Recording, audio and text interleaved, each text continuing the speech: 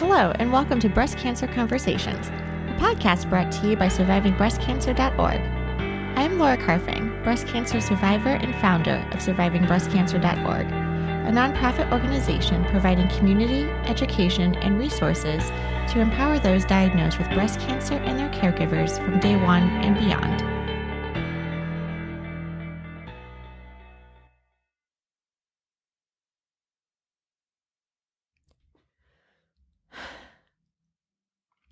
Hello, my friends, and welcome back to another episode of Breast Cancer Conversations.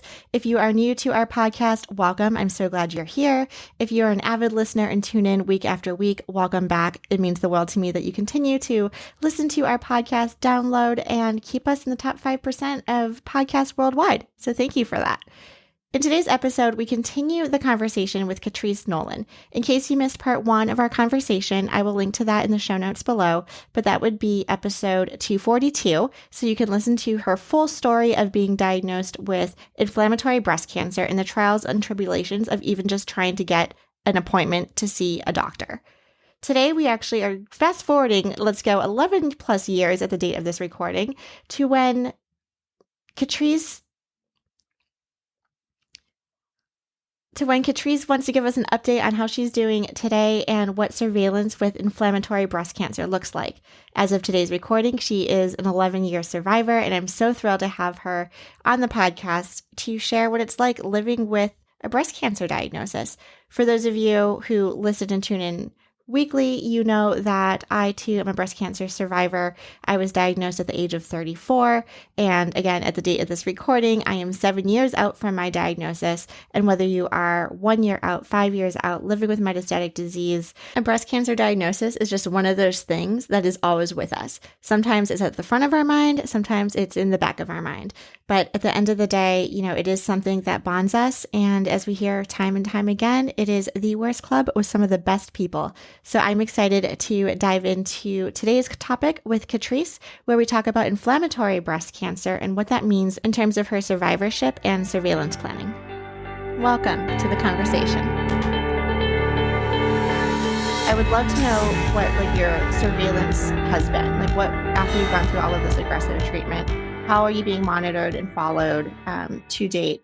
And then also I want to hear how you've gotten more into the advocacy community as well. Tell me what survivorship for inflammatory breast cancer entails.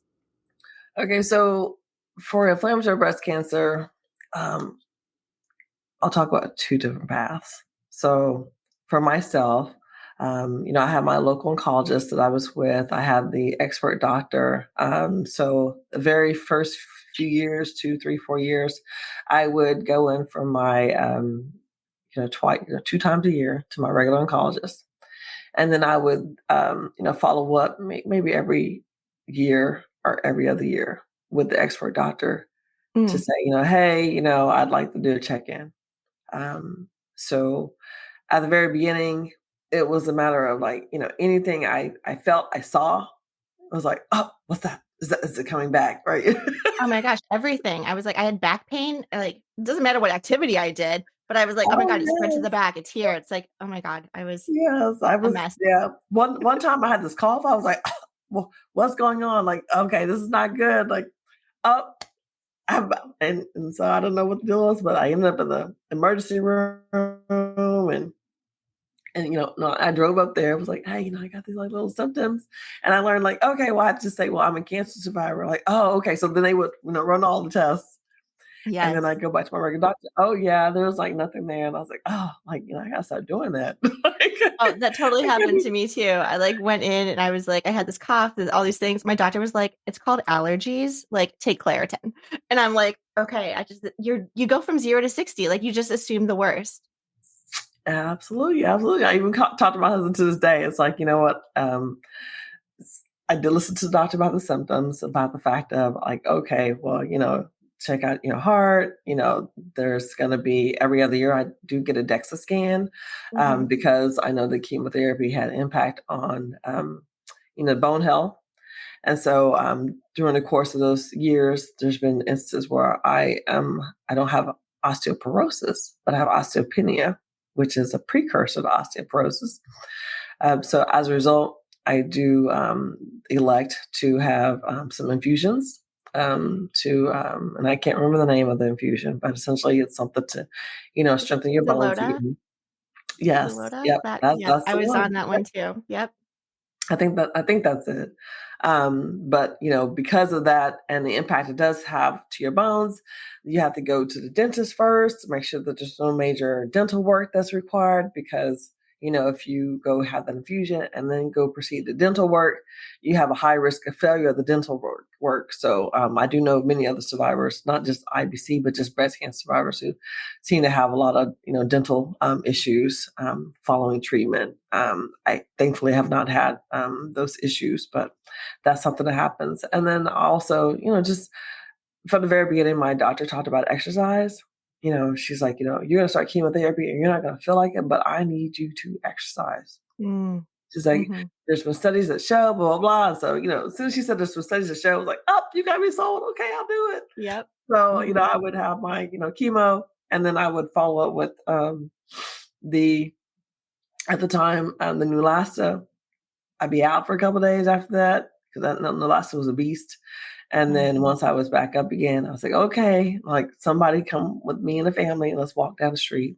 Yep. Um, and then, there've been instances where I've like asked the doctors about different, like, okay, well, can I go ahead and get the PET scan, this or that? But at least for my doctor, it's just like, okay, if there's symptoms, and I'm like, well, wait a minute, like, you know, you don't always like I can't tell you exactly if there's a symptom. You can't I can't feel cancer growing in my body. So what is that? So that's something that's definitely is concerning to me, about, some of the responses from the doctors. But I do hear of others who, based on their surveillance, the doctors are somehow finding a way for them to have, more regular scans and things like that. Okay. So that's something that's, you can see just right there, like, okay, depending on who it seems, Fair. there's one set of doctors who are able to do this, recommend it. Others aren't able to do so. So that's a little bit in a nutshell. Being that I am 11 years out, there's definitely more side effects that I'm more so paying attention to. So the last time I did talk to my doctor, they did order some give me some orders so I can go be seen by like the cardiologist, so I can just have more intense monitoring Absolutely. um, Yeah. and I things see, like that. a cardiologist, oncologist as well, and that was the first time I heard those 2 words together, right? I was like, "Okay."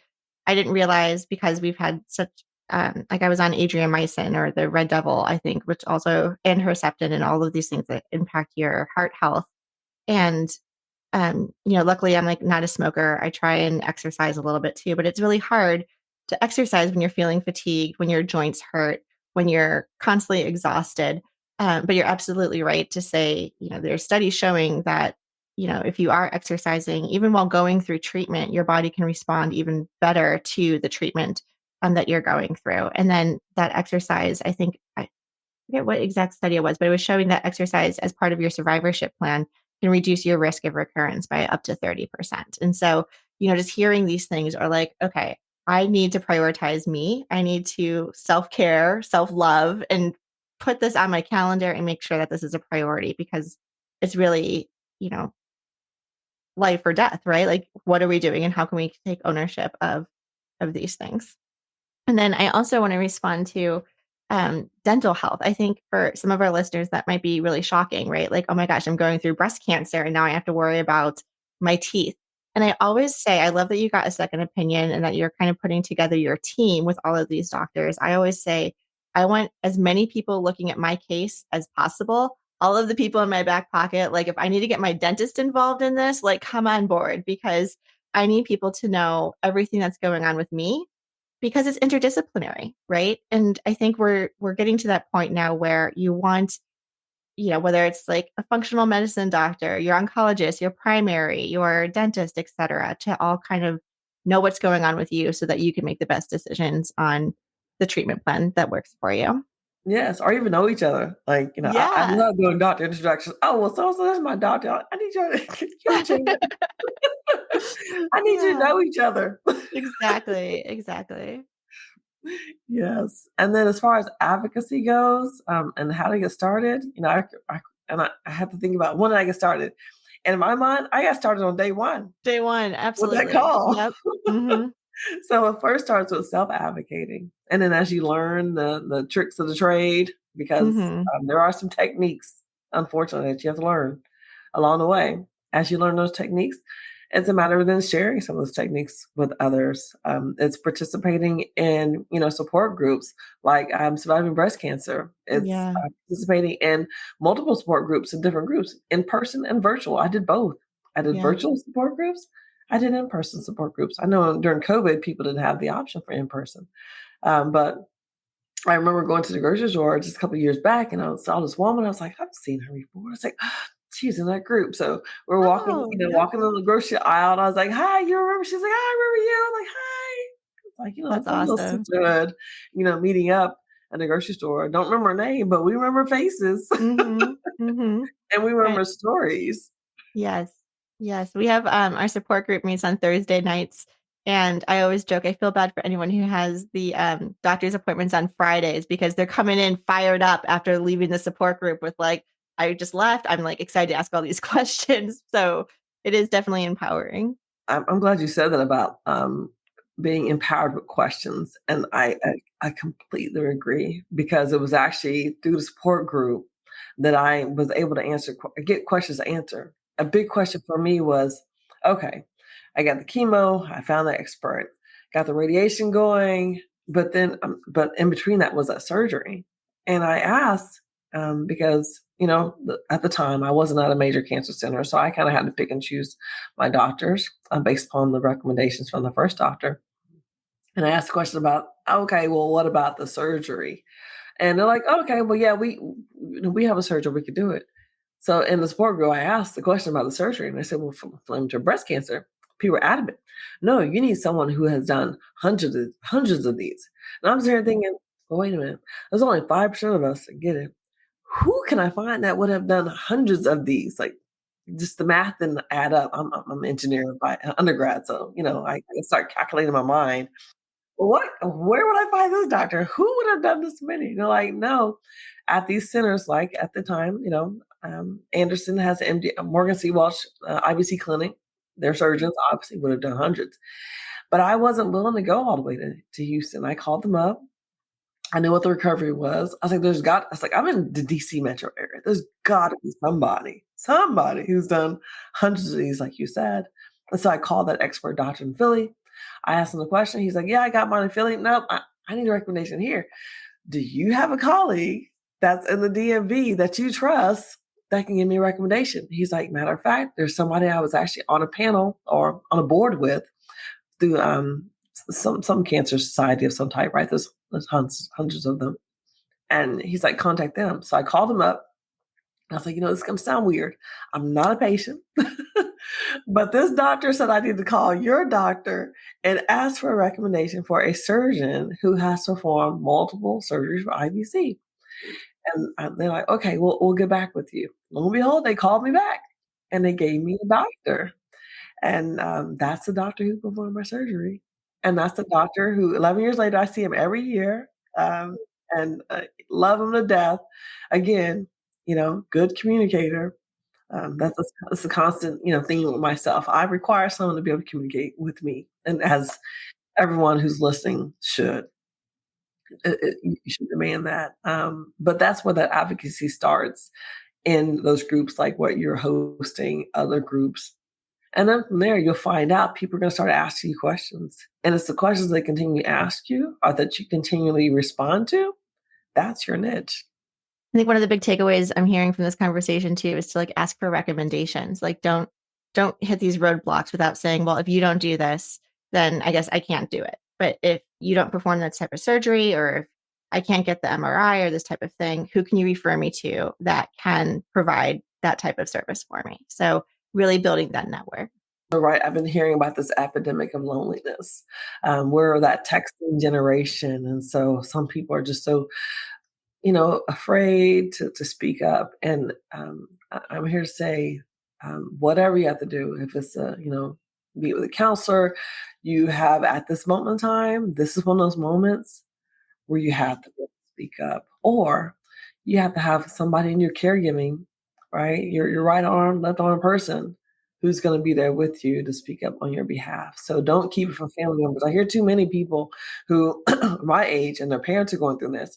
They're like, my mom and my dad didn't say anything. They won't tell me anything. It's like, no, folks, you need to have these open conversations with your family members now to say, hey, if you're going through anything, you have got to tell us, because we are your biggest chance of being able to fight this thing that you may be facing in the future. So don't keep it from us. No, you're not a burden to us. We love you. We want to fight with you, and if or for you, if you're not able to, but you got to tell us. And so it's those family conversations that need to be occurring, because, if not, I say, if not you, then who? We talked about so many important topics. Is there anything that we haven't covered that you really want to make sure that our listeners and members take away? So the American Association for Cancer Research is the largest organization for cancer researchers. And back in 2020, they began releasing a cancer disparities progress report. It's now 2024. And so now they've released a third report. And I was fortunate enough to be one of the survivors featured in the report. And what gives, what makes my heart full is hearing those who were leading this report say how back in 2020, there was only so much research that was available about cancer disparities. But now, 2024, there's so much more research that has been occurring. And as a result, the report is so much more robust. It's not that big. It's very easy to check it out. If you just go to aacr.org or just even do this search for Cancer Disparities Progress Report, you'll be able to see that, and a feature about myself and other survivors who perhaps there's a survivor who is LGBTQ. There's survivors who are Asian descent, Native American. Different communities have different experiences, and I really appreciate how they put it all together. And one place where, okay, you can start here, and it branches out to other research that's available. So I think it's definitely something to check out, because it actually addresses some of the things that we just brought up here about the communication, about the survivorship, and other things, and some things that are unique to those of us who come from sometimes marginalized communities. And then also just check me out on social media. KatreceNolen.com is my website. And if you're interested, I also have a book that's available on Amazon. That's called I've Been Diagnosed Now What? Ooh, perfect. I will link to all of these in our show notes of the podcast, and then also in our newsletter and our blogs when we send out the podcast, so everyone can have access to this information. So yes, please follow Katrece Nolen on social media, her website, KatreceNolen.com.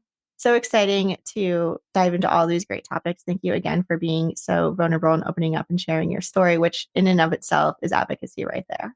So thank you. Well, thank you, Laura, for having me. I appreciate it. And thank you, everyone, for listening to our show. I would like to acknowledge that all of the information on our podcast are from personal experiences and are not a substitute for professional medical advice. You should always contact your medical care team. If you're looking for specific topics or would like to be a guest on our show, please feel free to reach out to me. My email is laura@survivingbreastcancer.org. Until next time, keep on thriving.